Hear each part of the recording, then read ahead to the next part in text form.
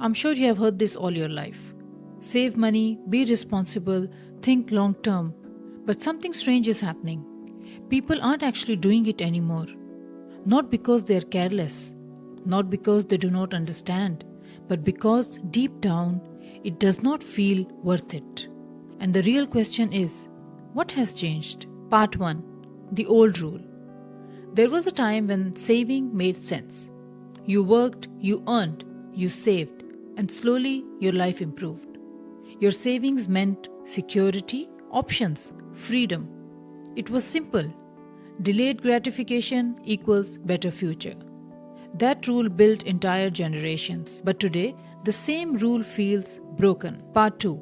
The contradiction. Look around you. People know saving is important. They are not unaware, but still they spend more, save less, and sometimes don't even try. Why? Because the emotional equation has changed, not the logic, the feeling. And humans, they do not act on logic, they act on what feels true to them. Part 3. What people won't say out loud. There is a quiet thought many people carry. They don't always say it. And that did not come from one thing. It came from many small shifts. And that is, what is the point? They keep repeating within themselves, what is the point?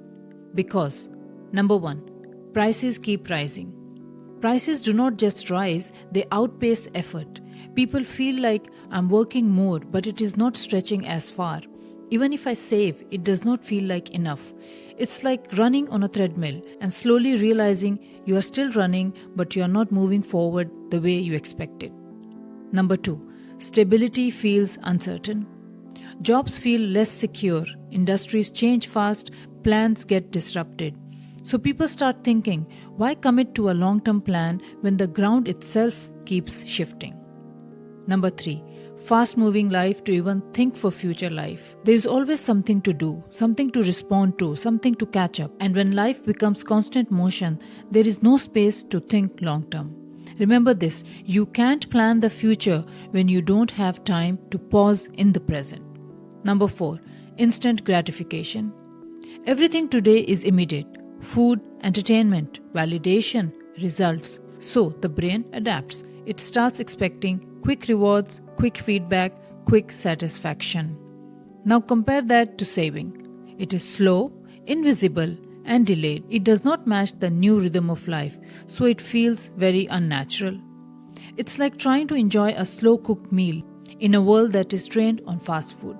Even if it is better, it feels way too slow. Number 5, global comparison. Earlier, comparison was local. Maybe it could be with a friend, it could be with a neighbor, but now it's gone global. You are not comparing yourself to your neighbor or to your colleague. You are comparing yourself to the entire world. And what do you see? People traveling, people spending, people living in their best life. So saving starts to feel like I'm holding back while everyone else is moving ahead. In this scenario, it is hard to believe in your slow progress when you are constantly watching someone else's highlights. Number 6, the future feels unpredictable. And beneath all of this is a deeper feeling, unpredictability. People aren't sure about the economy, the opportunities they can have, or even the long-term stability. So a quiet question forms. What if I sacrifice today and tomorrow does not reward it? Like storing food for winter but not knowing if winter will come or how long will it last. So instead of storing, you start consuming. Part 4. The core emotion. All of this creates one emotional shift, from confidence to hesitation.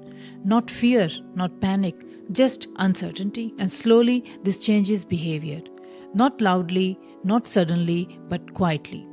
From planning to surviving, from building to coping, and from investing to consuming. Because when the future stops feeling like a promise, it starts feeling like a question, and people do not sacrifice for a question. Part 5. The hidden cost. But here is the part no one talks about. When people stop believing in the future, they don't just stop saving money, they stop investing in growth, patience, long-term thinking. They start changing how they live, how they decide, how they relate to everything. Because saving money was never about just money. It was a behavior rooted in belief. And that changes everything. Because now life becomes shorter, not in time, but in vision. Saving money is actually a form of something deeper. It is investment in a better version of life, and that same mindset shows up everywhere. When that belief weakens, it does not stay in your bank account only, it spreads to the following. Number 1, growth.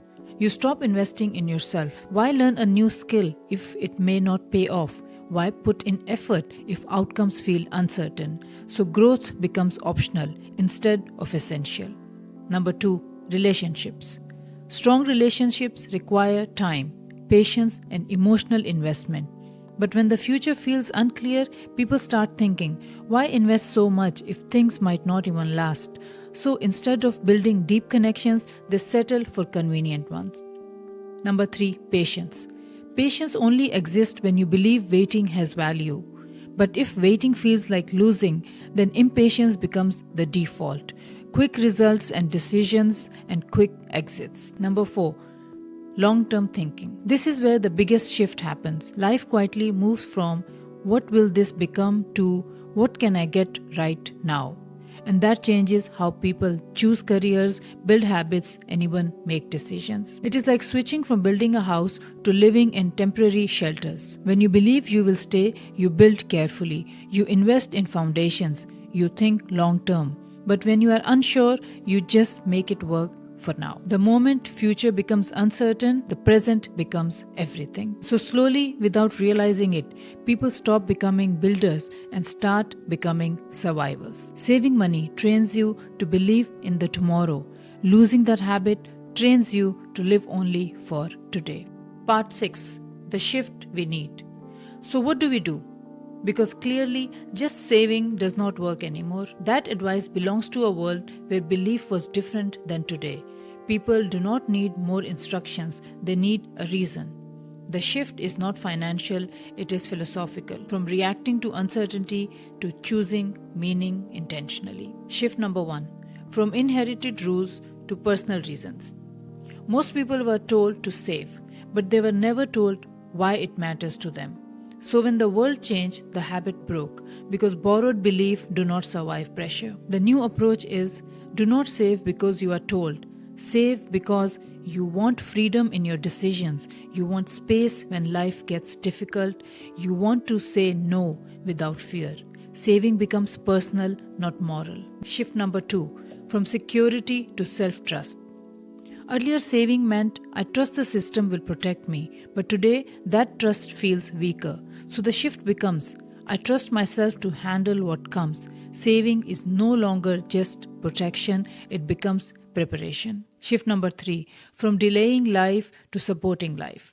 Old thinking was do not enjoy now, save for later. The new thinking is live now and support life for long term. Because if saving feels like punishment, you won't sustain it. So instead of extreme sacrifice, you create balance. Some for today, some for tomorrow. Not all or nothing, but intentional. Shift number 4. From money to meaning.